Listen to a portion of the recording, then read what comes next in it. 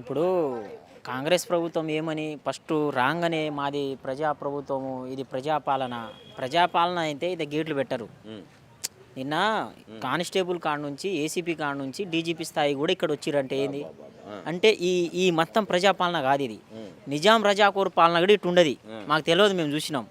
నిజాం రజాకోర్ పాలన కూడా వాళ్ళు ఎట్లా అంటే ఏ సమస్య ఉన్నా దగ్గర చెప్పుకోకపోయినా కానీ ఇక్కడ వచ్చి తాళాలు వేసి బయటికి రాకుండా, అంటే భావ ప్రకటన స్వేచ్ఛ మాకు లేకుండా, మా సమస్య విన్నవించే స్వేచ్ఛ కూడా మాకు లేదా. ఇది ఎక్కడ ప్రభుత్వం? ఇది దొంగల రాజకీయాల పాలన కంటే హీనంగా ఉంది. అంటే గ్రౌడ్ డివిజన్ గుండాల చెలాయిస్తారు, పోలీసు వాళ్ళు పెట్టి ఇచ్చిన వచ్చిన గృహ నిర్బంధం చేసేస్తా ఉన్నారు. ఇది ఎక్కడిది పాలన? మేమేం అడుగుతున్నాం? ఖాళీగా ఉన్న నోటిఫికేషన్ మీరు ఇవ్వండి. స్పష్టత లేదు. నిన్న మొన్న ఏం చెప్పారు? మీరే కదా డీజీపీ సార్ తోటి కూడా 19,000 పోస్టులు ఉన్నాయని, కానిస్టేబుల్ ఆస్పిరెంట్స్ వాళ్ళు 20,000 కానిస్టేబుల్ ఉన్నారు శివాధర్ తోటి. మరి 20,000 ఎటువంటి సిగ్గుందా మీకు? అడుగుతున్నా, సిగ్గుందా చెప్పనీకి? సిగ్గుండాలి కదా మీకు, సిగ్గుంటేనే కదా 20,000 కానీ మీరే అంటారు. సిగ్గుంటే అంటారు 20,000 అని మీరే అంటారు, 5,000 అని మీరే అంటారు, 2,000 అని మీరే అంటారు. మరి ఎందుకు ఇది? ఎన్ని ఖాళీలు ఉన్నాయి? ఇంటితో పాటు 3 సంవత్సరాలు అయిందనా ఈ కాంగ్రెస్ గవర్నమెంట్ ఫామ్ అయ్యి. కేసీఆర్ని కూడా ఆయన వచ్చిన 2 సంవత్సరాల్లో కూడా ఆయన నింపిండు. వాస్తవం బరాబర్ చెప్పాలంటే ఆయనే తోపు. ఆయన చెప్పింది ఒకటే. నిజంగా ఆయన తోపనా? ఎందుకు తోపండి అంటే ఆయన చెప్పింది ఒకటే. ఇప్పుడు ఆయన సీఎంగా ఉండి టీఏజీపీసీ ప్రశ్న లీక్ అయింది కావచ్చు. దొంగలోళ్ళు ఉంటారు, చీడపురుగులోళ్ళు దొంగలోళ్ళు చేసిరే తప్ప కేసీఆర్ ఆధీనంలో జరగలేదు. ఆయన ప్రజాపాలన ఎన్నో కార్యక్రమాలు చేసిండు. ఆయన చేసిన కార్యక్రమాలు నీ వంతుల 10% కూడా నువ్వు పనికిరావు. నువ్వు ఆయన చేసిన కార్యక్రమం, ఆయన పెట్టిన స్కీమ్ నువ్వు కాపీ కొట్టి నీ ఇప్పుడు అమలు చేస్తూ ఉన్నావు. నీ స్కీమ్ ఏముంది? నీ స్కీమ్ ఏముంది చెప్పు. ఆయన అన్నిట్లా ఇప్పుడు మీకు దమ్ము ఉంటే మీ ఎమ్మెల్యేలకి మీ ఎంపీలకి గ్రామాల్లో తిరగమను, చెప్పు తీసుకొని పోతారు ప్రజలు. పరిస్థితి లేదనా? తిరిగి పరిస్థితి లేదు. నాది దేవరకొండ నియోజకవర్గం, బాలనాయక్ తిరగమను. బాలనాయక్ మా నియోజకవర్గం ఆయనకు తిరగమను. మా నియోజకవర్గం రమ్మని ఆయనకు సిగ్గుండాలి. వాళ్ళకి ఏమైనా మంత్రులకి 3 సంవత్సరాల నుంచి ఒక్క నోటిఫికేషన్ ఒక గ్రూప్స్ ఇచ్చిండా? మెగా డిఎస్సీ అన్నారు, మెగా డిఎస్సీ ఆడిపోయింది. శాంతకుమారి సిలబస్ కమిటీ వేసిర్రు, శాంతకుమారి కమిటీ ఆడిపోయింది. ఇలా జేఎల్డిఎల్ అన్నారు, పిహెచ్డి క్వాలిఫికేషన్ ఉంటే సరిపోద్ది. బరాబర్ చెప్తున్నా, ఉన్న 10 నోటిఫికేషన్ల ప్రొఫెసర్లు ఏ ఒక్కని చదువు రాదు. నేను బాండ్ పేపర్ రాసిస్తా, వాళ్ళకి సబ్జెక్ట్ తెలియదు. వీళ్ళు ఏం చేస్తారంటే యూనివర్సిటీలో పిహెచ్డీ చేసుకున్న కాళ్ళు పట్టించుకోండి, మటన్లు చికెన్లు పెట్టి వాళ్ళకి పిహెచ్డీ ఇచ్చుకుంటా పోతారు. ఎందుకు చెప్తున్నా అంటే అన్న, నేను ఉస్మానియా యూనివర్సిటీ, కాకతీయ యూనివర్సిటీ నేను డైరెక్ట్గా చూసిన. ఉన్న యూనివర్సిటీ ప్రొఫెసర్లు పిహెచ్డీ చేస్తూ ఉన్నారో, ఈ ప్రొఫెసర్లు ఏమనుకుంటారంటే చికెన్లు మటన్లు పెట్టి వాళ్ళకి పిహెచ్డీ పట్టాలు అందిస్తూ ఉన్నారు. వీళ్ళు కూడా రాజకీయం చేస్తూ ఉన్నారు. ఎవరైతే రాజకీయంలో పలుకుబడి ఉంటుందో వాళ్ళకి అసిస్టెంట్ ప్రొఫెసర్, వీళ్ళకి చదువు రావు, క్లాస్ చెప్పరు, అలా ఉన్న క్లాస్ కూడా సక్కనంగా రారు. స్టూడెంట్ ఎందుకు రారంటే సైన్ 70% హాజరు లేకపోతే వీళ్ళు హాల్ టికెట్ ఇవ్వమని చెప్పి మొబైల్ పెట్టి ఏదో ఒకటి చెప్పి వీళ్ళు ప్రొఫెసర్లు స్టూడెంట్ తోటి చెల్లనాట ఆడుకుంటారు. ప్రొఫెసర్ యూనివర్సిటీలో ఏమో ఇట్లా ఉంది. 1000 కోట్లు ఏడ కేటాయించినావు? నువ్వు 1000 కోట్లు కేటాయించిరా? ఒక్కడన్నా అడుగానా? ఇప్పుడు మీరు చేసుకోండి అన్న. ఇప్పుడు మీరు ఉస్మానియా యూనివర్సిటీకి వెళ్ళి చేసుకోండి. కేటాయించిర్రా? నువ్వు ఇచ్చిన హామీకి 1000 కోట్లు ఎన్ని కోట్లు వచ్చినాయి ఆడ చెప్పు తీసుకొని కొడతాడు యూనివర్సిటీలో. దొంగ హామీ ఇచ్చి దొంగ హామీ అబద్ధాల కోరు బడా కోరు అన్నట్టు ఈ కాంగ్రెస్ ప్రభుత్వంలో ఎక్క నోటిఫికేషన్ ఇవ్వకుండా మాతోటి గృహ నిర్మాణం చేసి మాతోటి ఆటలు ఆడుకుంటారు ఈ కాంగ్రెస్ ప్రభుత్వం. దయచేసి మేము ఏం అడుగుతున్నాం? మా నోటిఫికేషన్ మాకు ఇవ్వండి అడుగుతున్నాం. ఇప్పటివరకు గ్రూప్స్ లేదు, జేఎల్ లేదు, డిఎల్ లేదు, మెగా డిఎస్సీ లేదు, కానిస్టేబుల్ లేదు. ఉన్న ఖాళీల్లో 33 శాఖల్లో భర్తీ చేస్తూ ఉన్నాం అంటారు. కానీ ఈ 20 పోస్టులతోటి అవుతుందానా? 20 పోస్టులు ఇస్తుర్రు, 10 పోస్టులు ఇస్తుర్రు, 2-3 పోస్టులు ఇస్తుర్రు. ఉన్నదేమో 30-20 లక్షల మంది. అందులో చదివేటోళ్ళు నిజాయితీ కష్టపడేటోళ్ళు 10 లక్షలు ఉంటారేమో. 10 లక్షల 5,000, 2,000, 3,000 పోతే ఇదా? ప్రభుత్వ ఉద్యోగం అందరు రాదు. మేము ప్రభుత్వ ఉద్యోగాలు అందరు ఇచ్చుకుంటూ అని అంటున్నాం. మేమేమన్నా మీ జేబుల నుంచి శాలరీ ఇస్తుర్రా?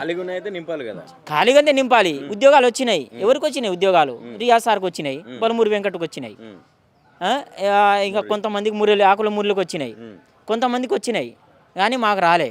నోటిఫికేషన్ ఇవ్వాలని మేము నిన్న ధర్నా చేస్తే మాకు ఆడికాడికి కట్టడి చేసి తాళాలు వేసిరాను. అంటే ఒక పక్క విద్యా వ్యవస్థని నేను బలోపేతం చేస్తున్నా అని చెప్పి ముఖ్యమంత్రి చెప్తా ఉన్నాడు. పెద్ద పెద్ద డైలాగులు వేస్తూ ఉన్నాడు. నేను ఇంతమందికి ఉద్యోగాలు నేను వచ్చిన తర్వాత ఇచ్చిన ఉద్యోగాలు ఇప్పటికే 80,000, 70,000 ఉన్నాయి. లెక్క పెట్టుకుందాం, తలలు నరకేసుకుందాం, తలలు తీసుకుందాం, లెక్క పెడదాం అని చెప్పి సవాళ్ళు ఇచ్చిరిండు. ఇప్పుడు రీసెంట్గా చూస్తే అసలు విద్యా వ్యవస్థలో ఆయన విద్యాశాఖ మంత్రిగా ఉండి స్కూళ్ళన్నీ కూడా బంద్ చేసే పరిస్థితికి వచ్చింది. 20,000కు పైగా స్కూళ్ళని బంద్ చేస్తున్నాం అని చెప్పి ఆయన స్వయంగా ప్రకటించిండు. ఎట్లా చూడొచ్చు? అంటే విద్యా వ్యవస్థను ఏం చేద్దాం అనుకుంటున్నాడు ఇంకా 2 సంవత్సరాలు? ఆయన ఆలోచనలు ఉంటే ఎవడైనా కావచ్చు. ఉన్న స్కూల్ ఇంకా పెంచుకుంటూ పోవాలా, డెవలప్మెంట్ చేసుకుంటూ పోవాలా? ఉన్న స్కూల్నే దాన్ని తగ్గించి వేస్తామంటే కరెక్ట్ కాదా? ఆలోచన ఉందా ఆయనకు? ఆలోచన లేదు. కాబట్టి ఆయన విద్యాశాఖ మంత్రిగా ఆయన చేస్తున్నా అంటే విద్యాశాఖ మీద విద్యా వ్యవస్థ మీద మీకు అవగాహన ఉంటే ఆకుల మురళి ఎందుకు రాజీనామా చేస్తాడు? ఆకుల మురళి సారు ఎంత హానెస్ట్ పర్సన్ ఆయన. ఆకుల మురళి సార్ అంత హానెస్ట్ పర్సన్ ఉంటే ఆయన ఎందుకు రాజీనామా చేసి ఇప్పుడు ఎందుకు వస్తుడు? ఆయన ఏంది, ఆయన ఉద్దేశం ఏంది? ఆయన అగ్నెస్ట్గా పోతుండు. విద్యా వ్యవస్థ ఇంకా ముందు డెవలప్మెంట్ చేసుకుంటూ పోవాలి. డెవలప్మెంట్ ఈయన ఏంది, ఈయన వద్దు, ఇంకా ఉన్న స్కూల్ ఇంకా మీరు పెంచేవద్దు, మీరు ఉన్న స్కూల్లో తగ్గియండి. ఈయనకు నచ్చలే. ఇప్పుడు గ్రామంలో ఇప్పుడు చూడండి ఒక్క గ్రామంలో ఇంతకుముందు ఏందన్నా ప్రతి గ్రామంలో ఒక టీచర్ ఉండే. ప్రతి గ్రామంలో విలువలు నైతిక విలువలతో పాటు నైతిక విలువలతో కూడుకున్న విద్య అందించేటట్టు గ్రామాలు అసలైన. మీరు సిటీలో వచ్చి విద్యలు విలువ లేకుండా పోయింది. మీరు నిజంగా విద్యాశాఖ మంత్రి అయితే మీరు విద్యగా ఆ మాట నిరూపించుకుంటే మీరు ఇక ఆ 2-3 నెలల్లో ఉన్న ఖాళీగా ఉన్న నోటిఫికేషన్ ఇచ్చి ఎన్ని ఉన్నాయో ప్రతి ఒక్క డిస్టిక్లో వెల్ఫేర్ ఆఫీసర్ని పెట్టి ప్రతి ఒక్క గ్రామంలో తిరగండి. మీరు ఎంతమంది స్టూడెంట్ ఉన్నారు, ఎంతమంది విద్యను అందించారు, విలువతో కూడిన విద్య అందించండి. ఇది మాయా మాటలు ఏం లేదు. విద్యా వ్యవస్థ ఆనందంగా పెట్టుకుంటారు, హోమ్ మినిస్టర్ తన దగ్గర పెట్టుకుంటారు, ఆడింది ఆట పాడింది పాట, ఏం లేదు. ఇది పరిస్థితి. మరి మీ కార్యాచరణ ఎట్లా ఉండబోతుంది? మీరు ఎక్కడ అడుగు బయటకు వేసినా కూడా ఇంత నిఘా ఉన్నది.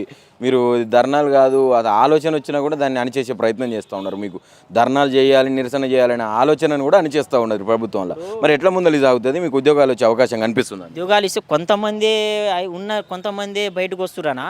అట్లా కాకుండా ఇప్పుడు యావత్ ఉన్న 30 లక్షల మంది ఇక్కడ నోటిఫికేషన్ రాక చాలా 70% విలేజ్లలో ఉన్నారు. ఇక్కడ 30% 20% విలేజ్లో పాపం వాళ్ళు మా మీద ఏడ కేసులు పెడతారో, కోర్టులు జుట్టు తెప్పించుకుంటారో వాళ్ళు భయపడుతుర్రు. వాళ్ళకి తెలియదు కదా. సో వాళ్ళకు ఉన్న దాంట్లో కొంతమంది దాంట్లోనే బయటకు వస్తుర్రు. ఇది నేనేమంటున్నంటే ఉన్న 1,00,000 మంది ఈ రేవంత్ రెడ్డి గారు సీఎం ఇళ్ళని ముట్టడిస్తే కానీ నోటిఫికేషన్ రాని పరిస్థితి. ఇది రోడ్డు మీద రండి భయ్యా, ఎందుకు భయపడుతున్నారు? రోడ్డు మీద వచ్చి అసెంబ్లీని సెక్రటరీ ముట్టడిస్తే తప్ప నోటిఫికేషన్ రాని. వాళ్ళు ఏమంటారు? కేసులు పెడతామంటారు. బయటకు వచ్చి ముందర ఎవరైతే ఏ తలకాయ ముందర కనబడితే వాళ్ళకు కేసులు అయితే మీ ఇష్టం అని చెప్తున్నారు. అదే చెప్తున్నా, కేసులు అయితే 3-4 కేసులు అవుతుంది. వాళ్ళు స్టూడెంట్ మీద కేసులు పెట్టే దమ్ము ధైర్యం మీ రేవంత్ రెడ్డి కాదు కదా, రాష్ట్రపతి, ఈ దేశ రాష్ట్రపతి కూడా లేదు. ఆ రైట్స్ లేదు. మేమన్నా శాంతి విధంగా మేమన్నా ఇది చేస్తున్నాం, మేము టెర్రరిస్టమా? పాకిస్తాన్ నుంచి వచ్చినామా మేము? మాకు లేదా? మాకు ఆ భావ ప్రకటన స్వేచ్ఛ లేదా? రాజ్యాంగం మాకు ఇవ్వలేదా? మేము ఉన్న టెర్రరిస్ట్ పట్టుకోండే విచ్చలవిడిగా మీ డిపార్ట్మెంట్లో ఏ కానిస్టేబుల్ సైతం నుంచి ఈ ఆ చిన్న డిపార్ట్మెంట్ నుంచి వేల కోట్లు లంచాలు సతాయిస్తుర్రు. వాళ్ళ మీద చేయండి, ఫస్ట్ ఏసీబీ రైడ్ చేయండి. మా మీద ఎందుకు తిగలబడ్డాడు? మా మీద మేము గవర్నమెంట్ ఇది చేస్తున్నామా? ఏమైనా ఉన్న శాంతి విధంగా ర్యాలీ చేసి ధ్వంసం చేస్తున్నాం, బస్సులను ధ్వంసం చేస్తున్నామా? ఏం చేస్తున్నాం? మేము స్వచ్ఛ విధంగా ర్యాలీ చేస్తున్నాం. అంతేగాని ఈ చాలా దోపిడీ అన్యాయాలు జరుగుతుంది, వాళ్ళ మీద రైడ్ చేయండి. ఎందుకు మా మీద రైడ్ చేస్తున్నారు? మీరు చూడండి, ఇప్పుడు రోజు ఈడ ఇంటెలిజెన్స్ ఎక్కువ ఉన్నారు. ఇంటెలిజెన్స్ ఆడపడితే ఆడ గ్రూపులలో వాడి ఇన్ఫర్మేషన్ పాస్ అవుతుంది. ఇట్లా కాకుండా స్వచ్ఛందంగా నిరుద్యోగులు కూడా కదిలి రండి. రోడ్ల మీద ఎక్కితే కానీ, అసెంబ్లీ ముట్టడిస్తే కానీ, సీఎం ఇంటిని ముట్టడిస్తే కానీ నోటిఫికేషన్ రాని పరిస్థితి. ఆయన ఏముంది ఆలోచన బరాబర్ మేము తెలుసుకుంటామన్నా. ఆయనకి ఏం లేదు. ఇప్పుడు వస్తాడు, ఇంకా 3 నెలలు కంప్లీట్ స్వాహా, ఇంకా 2 సంవత్సరాలు ఉంది. ఆ 2 సంవత్సరాలలో ఇంకా 1 సంవత్సరంన్నరలో ఒక 5 నెలల ముందు నోటిఫికేషన్ ఇస్తాడు. వాడు అనుకుంటున్నామో, రేవంత్ రెడ్డి గారు అనుకుంటున్నామో, నేను దిగే ముందలే నేను నోటిఫికేషన్ ఇచ్చి బై ఎలక్షన్ పోతా అని.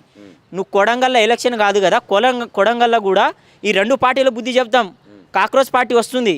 30 లక్షల మంది నిరుద్యోగులు ఒకటే అయితే సీఎం పదవి ఈ నిరుద్యోగుల చేతుల మీద ఉంటుంది. ఈ నిరుద్యోగులు ఏం ఆలోచిస్తారు? ఒక బిర్యానీకి ఆలోచిస్తారు. చదువుకున్న దద్దమ్మలు కూడా ఇట్నే ఆలోచిస్తారు. మీరు మారండి, మీరు మారి వేరే వాళ్ళని చెప్పండి. మేము కాంగ్రెస్ ప్రభుత్వం ప్రతి ఊళ్ళలో తిరిగి దండాలు పెట్టి చేసినాం కదా, అదేదో 30 లక్షల మంది మేము మా చేతిలో ఉండి కష్టపడితే అది గెలవలేమా? ప్రతి నియోజకవర్గంలో మీరు కాంగ్రెస్ పార్టీ తరఫున మేము ఒక పార్టీ క్రియేట్ చేసి ప్రతి గ్రామంలో ఒక నిరుద్యోగులు నిలబడి కష్టపడితే అప్పుడు ఈ గవర్నమెంట్కు ఫామ్ అవుతుంది. మళ్ళీ ఈ కాక్రోచెస్ అనేది మళ్ళీ సపరేట్ లైన్ తీసుకుంటున్నారు కదా, వీళ్ళంతా దేశద్రోహులు అని చెప్పి మాట్లాడుతూ ఉంటారు. యాంటీ నేషనలిస్టులు అంట కాక్రోచ్ పార్టీలో ఉన్నటువంటి సభ్యులందరూ కూడా, అందులో వాళ్ళు మాత్రమే చేరుతారని చెప్పి. ఏదైనా ఈ కాక్రోచ్ పార్టీ సభ్యులు ఎవరంటే ఇప్పుడు 30 సంవత్సరాల బిలో ఎవరైతే 18 సంవత్సరాల నుంచి 30 సంవత్సరాలు ఎవరైతే మిడిల్ ఉన్నారో వాళ్ళే కాంగ్రెస్ పార్టీగా 35 నుంచి 45 మేము ఎలిజిబుల్ కూడా లేరు. వాళ్ళు ఎలిజిబుల్ కూడా లేరు. ఇప్పుడు మీరు చూసుకుంటే భారతదేశంలో సహజ వనరులు ఎవరైనా నిరుద్యోగులు యూత్